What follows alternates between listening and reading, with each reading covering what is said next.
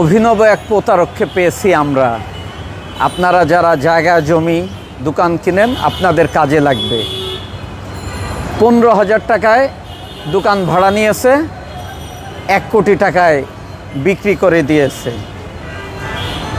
ক্রেতা যুক্তরাষ্ট্র প্রবাসী, তার টাকার অভাব নেই, হাতে সময় নেই, তাই চোখ বন্ধ করে কিনে নিয়েছেন।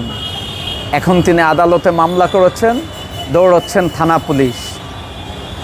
আপনারা যারা জায়গা জমি ক্রয় করবেন, তাদের সচেতন হতে হবে।